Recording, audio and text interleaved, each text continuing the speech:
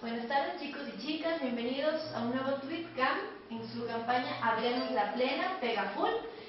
Esta tarde nos visita Patricia Ruiz, ella es candidata a la Asamblea por Pichincha, por el Distrito 1. Ella ya nos va a contar un poquito más acerca de ella, del por qué se dedica a la política, pero quiero hacer una invitación antes de iniciar con Pati, con todas las preguntas.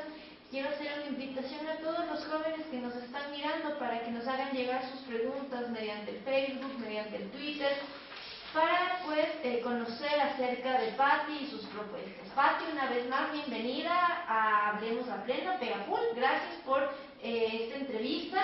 Y cuéntanos, preséntate, a qué partido, qué movimiento representas, el por qué te lanzas en esto de la política. Cuéntanos un poquito. Sabemos que eres una candidata joven, así que vamos de joven a joven. Muchas gracias y quiero agradecer por el espacio, decirles que poder tener este tipo de contactos virtuales, pero a la vez en tiempo real, es una cosa muy importante, muy buena. Pienso que es una nueva forma de hacer política, de tener más cercanía, y por eso me siento feliz de estar acá. Yo soy Patricia Ruiz, soy quiteña, tengo 34 años, soy madre de 2 niñas. Mi primera hija tiene ya 13 años, mi segunda hija pronto va a tener 5. Yo tuve la suerte de ser concejala de Quito, una suerte, un privilegio. Me encantaría que muchas de las personas que me están escuchando piensen también en algún momento en servirle a la ciudad, servirle al país desde los espacios de elección popular. Creo que el municipio de Quito y la gestión de la ciudad me enseñaron y me formaron mucho. De ahí es que nace la decisión de permanecer dentro de la política, porque creo que desde los espacios legislativos, de fiscalización, de diálogo y de representación, como son los espacios colegiados, ahora en la Asamblea Nacional, podemos hacer un papel importante en los dos términos legales que le corresponden a los asambleístas, tanto fiscalizar como legislar. Pero hay otro que yo quiero reivindicar y que siempre lo hago. Estoy segura de que se necesita mejorar la calidad de la representación en todos estos espacios. Y la calidad de la representación implica una reflexión bastante profunda. Me gustaría plantearlo desde ese punto de vista, porque creo que para esto necesitamos poder contar con estos espacios de retroalimentación ciudadana, las esferas que toman decisiones. Eso es muy importante y ese es el rol fundamental de los partidos políticos. A partir de unas convicciones, a partir de una visión del mundo que se tiene, el tema ideológico, el tema del sentido de la existencia y de las cosas, que te da una ideología y que te hace ser una persona política. Por eso no estoy de acuerdo cuando hay personas que se asumen como apolíticos. Somos seres netamente sociales y pues siempre vamos a tener una posición respecto de algo, aunque su posición sea no tomar una posición. Ya eso es una condición política importante, y eso, trasladado a las esferas que toman decisiones, es hacer política, y hacer política bien hecha. Lo otro es conversar entre 4 amigos, tomar las decisiones que más nos convienen a nosotros solamente y hacer una buena campaña marketera, y en esa medida llegar a los espacios de elección popular y luego a tomar las decisiones correspondientes a esos principios de intereses, ¿no? Yo quisiera dejar esto planteado como la razón de ser de la política para mí, las razones por las que quiero estar en la Asamblea. Y bueno, si quieren pasamos de una al tema de las propuestas. Quisiera saber qué opinan las personas que me están escuchando respecto a lo que acabo de mencionar. Sí, definitivamente una de las preguntas, Pati, previo a tu entrevista, es que quieren conocer las propuestas para con los jóvenes específicamente. Nos han dicho varios jóvenes. Entonces cuéntanos. Mira, nosotros tenemos en Avanza 8, que es la lista que me propone como primera candidata asambleísta por el Distrito Norte. Tenemos 8 ejes programáticos importantes que abarcan la globalidad de los temas de prioridad. La primera es el eje de la seguridad ciudadana, y desde ahí el tema de los jóvenes es una prioridad importante desde la perspectiva del respeto, de la protección y de la promoción de los derechos de los y de las jóvenes, ¿no?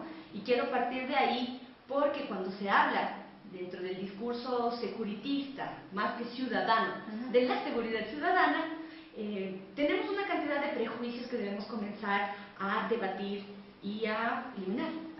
Me estoy refiriendo, por ejemplo, a la diversidad dentro de los jóvenes, a las distintas formas de ver el mundo y de presentarse ante él en términos estéticos, respecto de las culturas urbanas diversas, importantes, fuertes, que transgreden ciertos estereotipos, digamos, respecto de cómo deben o deberían ser las personas, independientemente de la edad.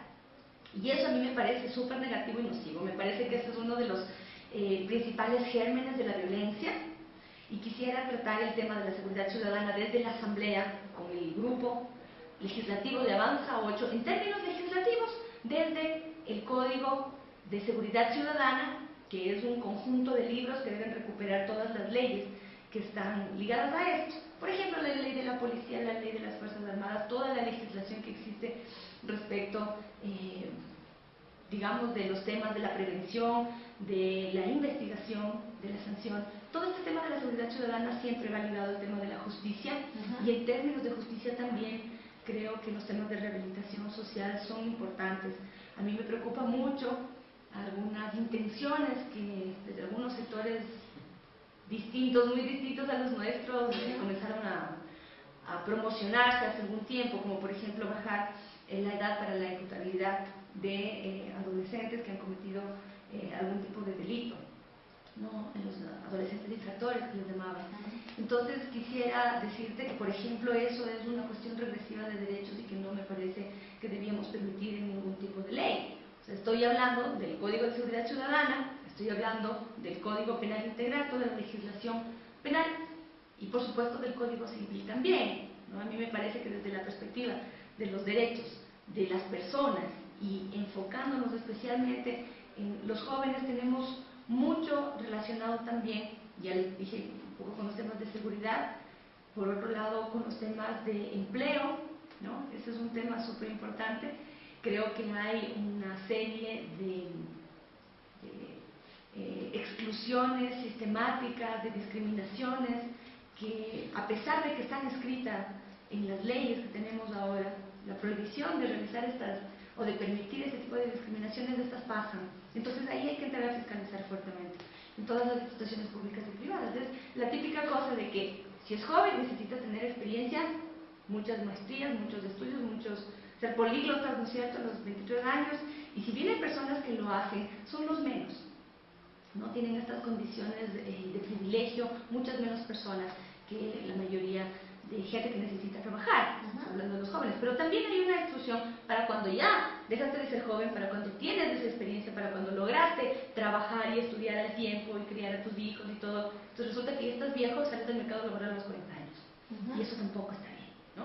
Entonces me parece que en términos de empleo, pero también en términos de productividad y en términos de emprendimiento, en términos de poder cambiar las condiciones de vida del país, necesitamos trabajar sobre los temas de acceso al crédito, ¿sí?, los temas específicos de promover la investigación dentro de los establecimientos superiores, de garantizar que haya un fondo, eso lo estamos proponiendo muy concretamente, un fondo económico que sea entregado para la gestión de las universidades y que desde ahí se puedan financiar los mejores proyectos de tesis de todos los tipos, además, no solamente relacionados a los temas, por ejemplo, que puede hacer un ingeniero en alimentos, o que puede hacer un tecnólogo o un ingeniero de otro tipo de especialidad, sino también dentro de lo que son las ciencias sociales.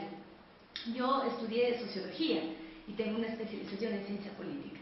Ahora estoy estudiando Derecho y creo que las investigaciones que nosotros podemos hacer desde las ciencias sociales son riquísimas.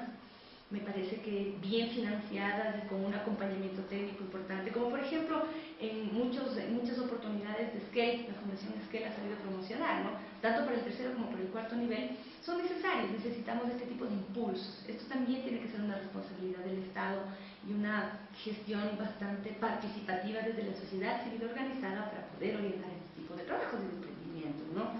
Creo que también el tema de los accesos en general a todos los servicios, y en todos aquellos derechos que tenemos por orden constitucional son importantísimos, por ejemplo el acceso a la vivienda, el tema del acceso a los créditos para la vivienda, ¿no? Son súper importantes. Nosotros, yo misma fui mamá cuando tenía 21 años, cumplí 21 años con mi hija en los brazos. La vida se te complica un poco cuando eres padre o madre joven, ¿no? Ventajosamente, cuando uno le pone mucho ñeque, cuando tienes también estos espacios de afecto, de cariño, los amigos, la familia que te están apoyando, resulta menos complicado, pero siempre necesitas poder tener más estímulos, más incentivos, por ejemplo, el tema del cuidado de los niños y de las niñas para que las madres puedan trabajar. Eso es muy importante. La compatibilidad entre el trabajo y el estudio simultáneo también, como una política pública que tiene que tener mayor fuerza. No digo que esto no existe en la legislación, pero resulta que desde la fiscalización y desde la presión social que se canaliza políticamente, sí se puede hacer una incidencia mayor. Son las agendas de incidencia política que los partidos políticos y las personas que se han dedicado a la política tienen que tener muy claro, con unas dos orejas bien grandes, para poder escuchar lo que la gente te está diciendo. Entonces, de nuevo, este espacio para mí es muy rico. Les pido también a las personas que nos están escuchando que por favor interactúen. Les pido su ayuda, porque en este momento estamos nosotros enriqueciendo la propuesta. Son propuestas perfectibles, no somos dueños de la verdad, ni del tiempo. Entonces creo que si hay más preguntas o más inquietudes, estoy feliz de responderles. Gracias, Patti. Una de las preguntas que ha sido muy convocante, de mucha preocupación para los jóvenes, es cómo Patti va a promover el empleo juvenil. Pues mira, nosotros tenemos ya esta primera parte, ¿no es cierto? Cuidar mucho el tema de la discriminación, pero también creemos que se pueden hacer medidas afirmativas. Por ejemplo, algo parecido, ¿no? muy cercano a lo que está pasando con las personas con discapacidad ahora en el país, ¿no? A mí me parece que las personas que estamos estudiando, sí podemos, bajo un régimen mucho más flexible de estudios, compatibilizar con el trabajo. Y además esa es una dinámica bastante enriquecedora. Fuerte, complicado, menos horas de dormir, menos horas de relax, tal vez, bueno, con un poquito más de estrés, pero se sale, y se sale muy bien. Yo conozco a muchísimas personas que logran tener excelentes resultados, tanto en la parte laboral como en la parte de educación, cuando se trabaja de manera simultánea, ¿no? Hay muchísimas empresas privadas ahora que le dan una fuerza importantísima como parte de las políticas empresariales de incluir gente joven, mucho más conectada con los distintos nichos de mercado en lo público, pero también desde las expectativas ciudadanas, hablando del Estado, ¿no? Quito es una ciudad bastante burocrática. Muchas personas que vivimos acá en la capital tenemos de alguna manera relación con el Estado y con las diferentes entidades, ¿sí? Entonces, claro, digamos, este espacio de trabajo que normalmente se le ve o se le siente al Estado ecuatoriano, creo que gracias a este proyecto político sí se ha mejorado la calidad de los servidores públicos. Todavía falta bastante. A mí me parece que mientras más gente nueva puede entrar al sector público, y ahí sí no lo quiero decir solamente en términos etarios, ¿no? Sino aquellas personas que le quieren así poner su tiempo, su cariño, todo su esfuerzo a lo público, ¿no? Le hace mucho bien. Al Estado nos hace bien a todas y todos, ¿no? Yo he podido ser funcionaria pública ya no de elección popular, estos 4 años que estuve alejada de la política electoral, estuve sirviendo en el Ecuador como directora de Derechos Humanos en el Ministerio de Justicia, también como asesora en el Ministerio del Interior, y he pasado esta última temporada trabajando dentro del área de la justicia, como directora de capacitación de la Fiscalía y como coordinadora nacional del Sistema de Protección de Víctimas y Testigos. Entonces quiero decirte que desde ahí nosotros estábamos impulsando, por ejemplo, el acceso mayor de ya los programas que existen ahora en el gobierno, con un énfasis en los y las jóvenes, desde los temas privados y desde los temas públicos. La incorporación de los jóvenes debe significar un estímulo para el contratante, ¿no? Y por supuesto esto también ligado a todos los servicios específicos que tienen que ver con la seguridad social. Ese es otro punto importantísimo de la agenda de Avanza 8, que, bueno, ustedes conocen, el presidente del partido político Avanza 8, Ramiro González, prefecto 2 veces, y ahora representante al directorio del Consejo Ejecutivo del IES, el presidente Rafael Correa. Entonces, desde ahí sí se ha logrado transformar la institución Y la seguridad social, no solo la institución, sino la seguridad social y su concepto de derecho. Debemos pelear por la universalización de esto, ¿no? Tanto para las personas que tienen relación de dependencia, pero también para los trabajadores y trabajadoras autónomas, pero especialmente para aquellas personas que sin una voluntad política firme y sin un apoyo desde la Asamblea, también se quedarían excluidas de este que es un derecho y una responsabilidad del Estado ecuatoriano. Me refiero a las damas de casa y a las personas de tercera edad que nunca tuvieron la oportunidad de hacer aportaciones. ¿Sí? Nosotros no creemos que debe ser una política de bono respecto de estos grupos sociales importantes, sino una, digamos, cobertura desde la seguridad social para ellos y ellas, ¿no?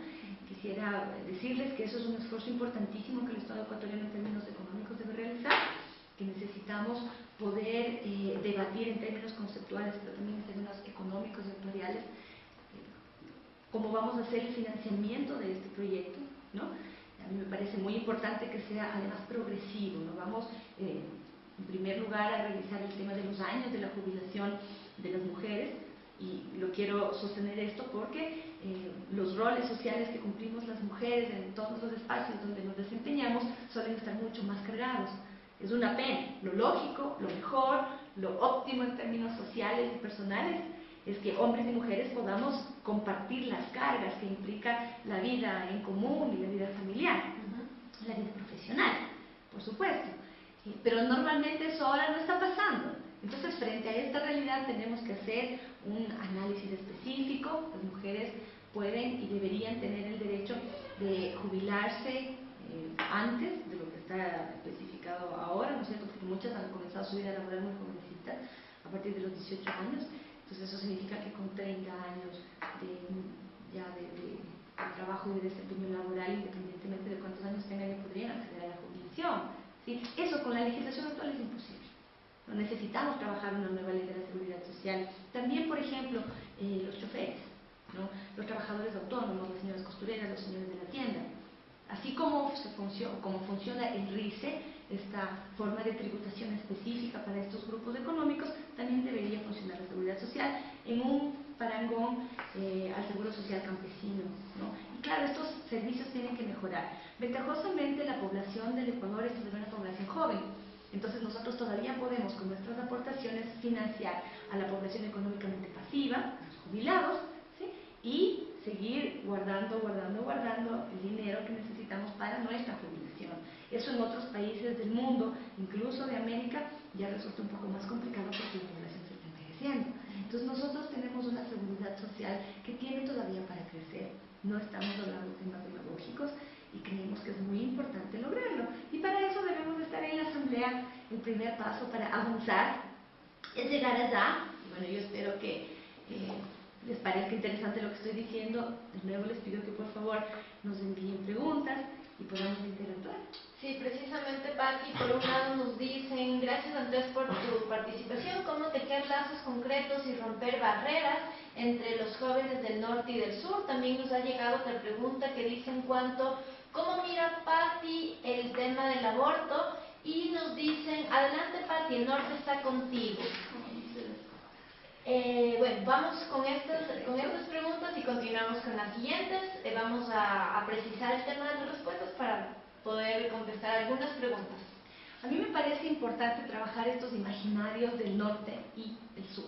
¿No? A mí me parece que hay unas condiciones de actos no solamente culturales, ¿no? Sino también de interacción en términos también de recreación, pero no necesariamente ligados a la música, a los espectáculos, al deporte. Por ejemplo, lo que el ciclopaseo ha hecho, lo que los grandes conciertos públicos van logrando es importante, pero me parece que la interacción de la gente que está viviendo al un lado y al otro lado del pasillo tiene que ver especialmente con el tema de la interacción de todos los días, ¿no es cierto? Esta ciudad es muy dinámica, los temas de transporte público, por ejemplo, son fundamentales para eso, ¿no? Ahí hay un gran debate respecto de la planificación urbana. Sí, Patti, perdón que te interrumpa un poco, esa es otra de las preguntas que tenemos, y es: hola Patti, un saludo, soy Mateo del Anderson, hablemos sobre la movilidad de Quito. Entonces, un poquito que enfatices también ese tema, el tema del Claro, aborto, sí. el tema de el sur-norte, ¿no es cierto?, el tema de jóvenes y pues de movilidad. Chévere. A mí me parece que hablar de los jóvenes de Quito podría, por ejemplo, desarrollarse mucho más los espacios de interacción virtuales. Por ejemplo, estos que estamos haciendo en este momento, ¿no es cierto? A mí me parece que poder alimentar muchísimo una perspectiva generacional desde todos los espacios físicos es muy importante, una forma de desterritorializarlos o deslocalizarnos son justamente las redes. Para eso Avanza 8 propone el Internet como el cuarto servicio básico, el acceso gratis en espacios públicos y espacios educativos como una política y además como una fuerza de ley para poder lograrlo, y por supuesto en los espacios privados tener una tarifa bajita, ¿no? Y además de eso, el acceso a dispositivos de tecnología que sí es posible lograr, claro, con un esfuerzo, con una optimización de recursos, pero que es muy importante, y eso sí me parece que sería revolucionario, poder garantizar la democratización de la red es importantísima. La movilidad sustentable además no es solo tráfico y personas a pie, ¿no? Es todo un concepto mucho más integrador respecto de lo que estamos hablando ahorita, ¿no? La interacción que debe tener la gente con sus actividades cotidianas, entre sí y con la actividad productiva, ¿no? Para eso, los sistemas multimodales de transporte, ¿cómo son? Los masivos, ¿no? Quito le está apoyando al metro, es un proyecto de mediano plazo, pero que exige una intervención mucho más profunda en el inmediato plazo respecto de los sistemas integrados a nivel, ¿no? Los buses de tránsito rápido, el trolebús, la ecovía, los corredores del metro, de los nuevos corredores que se han inaugurado en el sur. Tienen que estar mucho más integrados, tienen que tener más alimentadores, tienen que tener todavía mayor prioridad. No es lo mismo andar como sardina en un bus de ecovía, ¿no es cierto?, de un lado para otro, apretaditos y con tantas cosas que suelen suceder ahí, que en un carro escuchando música, ¿no? Entonces, siempre el transporte público debe tener esta prioridad, pero no solamente en la velocidad y en los carriles explosivos, deben ser unidades en mejores estados, en mejores condiciones. Y a mí me parece que ahí desde la Asamblea también, no solo con reformas de la ley de tránsito, sino también con un proceso de fiscalización que se haga eco de las exigencias ciudadanas, podemos hacer una incidencia importante. Ahora el Código de Descentralización le da a los municipios de 15 ciudades grandes, con mayor cantidad de gente, la responsabilidad de asumir los temas de movilidad. A mí me parece que hay que dar un seguimiento importante, me parece que no podemos dejar solamente en manos del alcalde, sino desde el Estado, desde la Asamblea Nacional, ir acompañando esto que es un grave problema, pero puede ser una gran solución también. Por ejemplo, yo realicé mi tesis de grado de socióloga respecto de la consideración de los transportes públicos como un espacio de encuentro obligatorio que podría manejarse con una mayor riqueza si es que incorporamos, por ejemplo, políticas de arte, de comunicación, si es que se puede tratar con mayor dignidad y con mayores comodidades a toda la infraestructura, que no son solo los buses, ¿no? Eso por la movilidad. Un tema súper importante y fuerte es el tema del aborto, de la interrupción del embarazo, ¿no? Yo quiero decirles que a mí me parece importantísimo esto como parte de los acuerdos que las mujeres políticas organizadas están planteando dentro de su agenda mínima. Nosotros en Avanza 8 hemos hecho el compromiso de impulsar todos los temas de la agenda política de las mujeres. Yo me considero una mujer feminista. Quiero decirles que desde la experiencia que he tenido, muy dura, profundamente dolorosa, de gestionar el sistema de protección a víctimas y testigos, los números que nosotros tenemos respecto de la violencia sexual en niños, niñas y adolescentes son escandalosos, son brutales. Este es un tema que se lo debe asumir con muchísima más fuerza y dejando de lado también todos los prejuicios que pueden existir e incluso permitiéndole a la realidad confrontarse también con algunos principios y con algunas convicciones. La realidad dice que del sistema de protección de víctimas y testigos, es decir, de los casos que están puestos a órdenes de la justicia y que necesitan protección por la gran vulnerabilidad de las personas víctimas, el 62% son niños, niñas y adolescentes víctimas de violencia sexual en el Ecuador. Esto significa que la grandísima exposición que existe a esta violencia ataca especialmente a niños, niñas y adolescentes. Y uno de los, digamos, de las consecuencias más graves son los embarazos como producto de la violencia sexual, de las violaciones, ¿no? En este momento nosotros estamos hablando de un tema muy fuerte y muy complejo, porque una violación, ¿no?, o un acto de vulneración en términos de tu dignidad y de tu persona en términos sexuales es una cosa devastadora. Es un tema que le puede transformar la vida a cualquier persona, y que de hecho muchísimas personas que nosotros conocemos y tenemos relación cotidiana, de alguna manera hemos sido víctimas de algún tipo de violencia sexual. Esto es un tema muy fuerte y muy grave, ¿no? De ahí, de una primera exposición a violencia sexual a un embarazo, hay muy poco. Hay 5 minutos de diferencia, ¿sí? Y eso es un tema muy grave. Sin irnos por el tema de los otros temas de salud pública, que además están ligados al tema de las interrupciones del embarazo en condiciones clandestinas, ¿no? Sino que cuando estamos frente a un tipo de estos acontecimientos, ¿no es cierto?, todo el Estado debe entrar a proteger a esa víctima, a esa madre joven, a esa madre niña, ¿no?, y de cualquier edad, porque es un tema muy complejo. Las mujeres no nos quedamos embarazadas para abortar, ¿no?, ni tenemos relaciones sexuales simplemente porque no nos importa. Hay un tema muchísimo más complejo ahí detrás. Es un tema de mucha profundidad social, y a mí me parece que sí es importante que dentro del Código Penal el aborto, la interrupción del embarazo esté contemplada por lo menos como cuando se trata de una violencia, de una violación, ¿no?, como producto de una violación. Sin embargo, y si es que tuviéramos nosotros esa tipificación dentro del Código Penal, todavía los temas de las interrupciones del embarazo de manera clandestina serían en un porcentaje muy alto, ¿no? Porque una persona que ha tomado la decisión, una mujer que ha tomado la decisión de hacer una interrupción del embarazo, no tiene solamente que enfrentarse con la posibilidad de ser llevada a la cárcel, de ser criminalizada por esa decisión, ¿no?, sino que también tiene que enfrentarse al escarnio público. Tiene que enfrentarse a todos los estereotipos, de todos los estigmas de personas que, hablando de memoria muchas veces, les culpan por no querer criar y dar cuenta de una criatura que tiene dentro de su historia ya una cosa tan grave y tan complicada, ¿no? Esto además le significa muchísimas niñas, también poner en riesgo sus propias vidas. Pati, nos hacen llegar una pregunta precisamente en cuanto al tema que estás hablando, y nos dicen: ¿qué opinas de las posiciones religiosas versus el embarazo y el aborto? Yo respeto los temas religiosos como la que más, ¿no?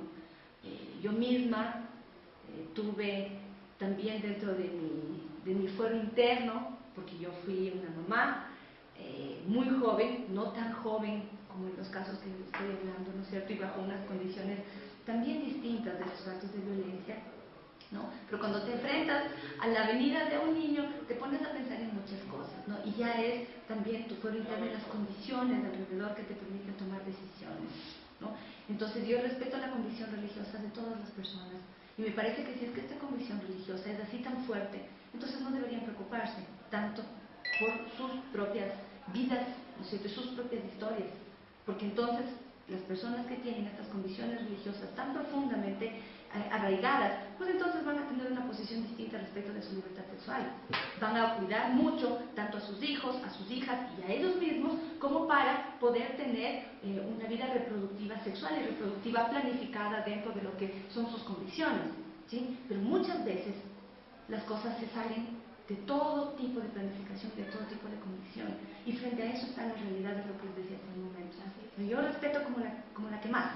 No creo que tampoco en la ley jamás a nadie se le puede ocurrir cosas como que si estás obligado a abortar, ¿no?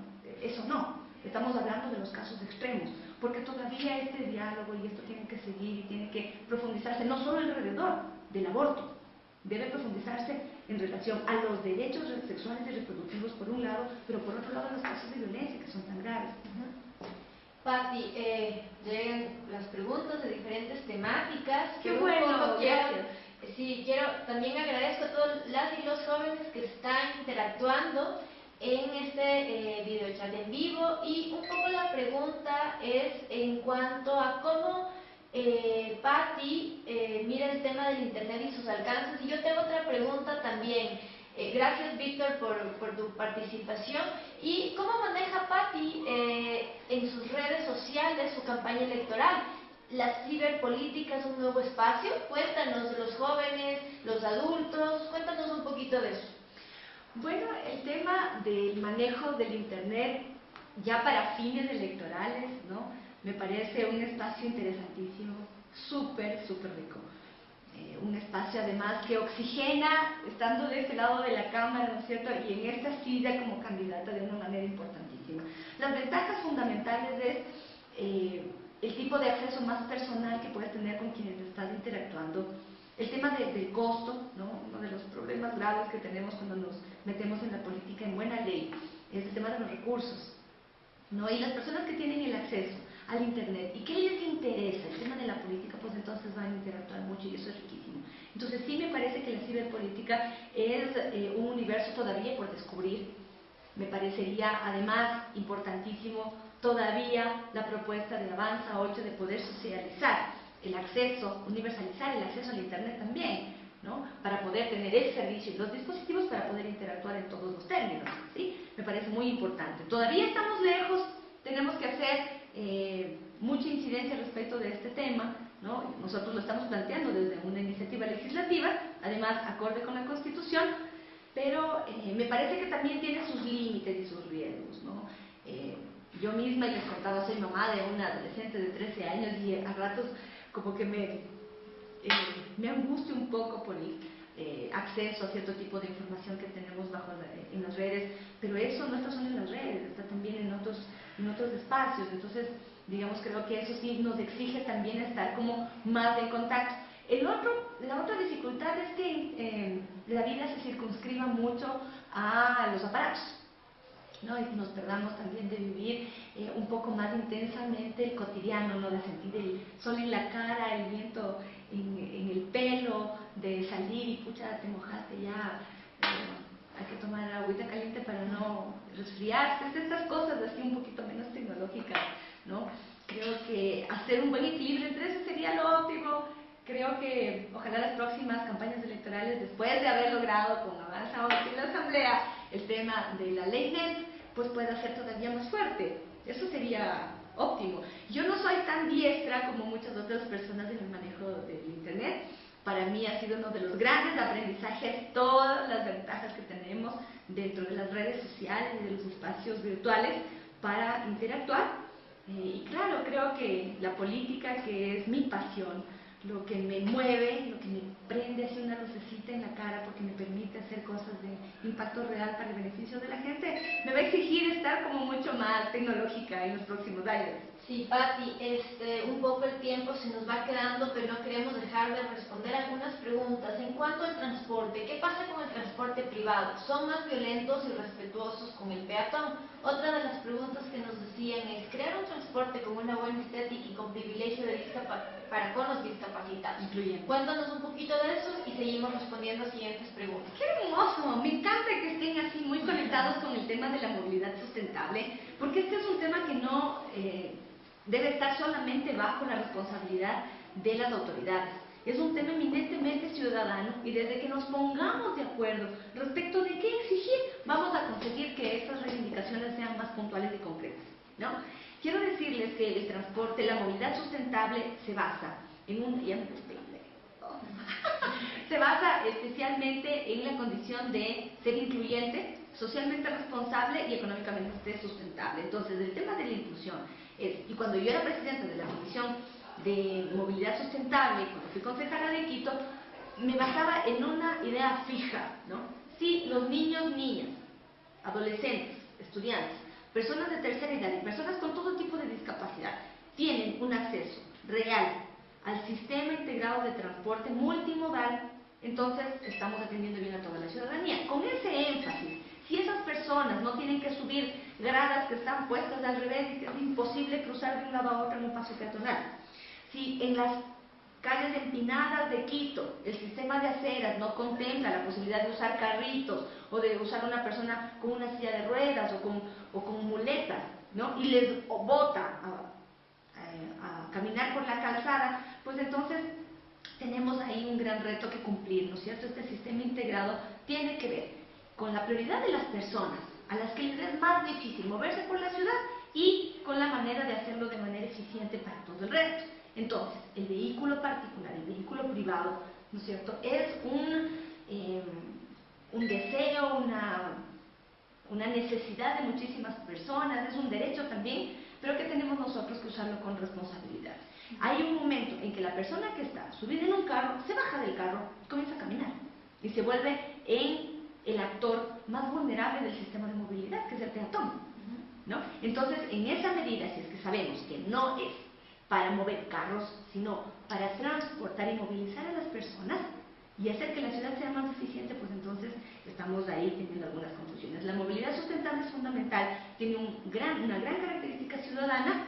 Creo que nosotros sí podemos, de parte, siempre poner en nuestra condición de peatones, de pasajeros de transporte público, de conductores, de ciclistas, de motociclistas, ¿no es cierto?, tener tanto las reglas claras como el principio de respeto, ¿no es cierto?, y de precaución de tu vida y de las demás personas como las máximas más importantes. Pati, agradecemos a todos los jóvenes, pero vamos terminando esta entrevista. Queremos responder a todas las inquietudes y nos dicen, ¿cuál es tu postura política frente a la legislación pro LGTBI, matrimonio, adopción, sucesión? Cuéntanos un poquito de eso rápidamente.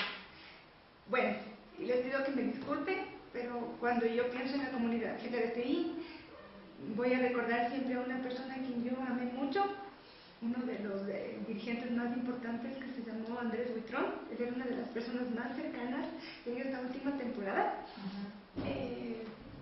Yo no solamente que les respeto mucho, sino que muchísimas personas del movimiento LGBTI del Ecuador les quiero con el alma, ¿no?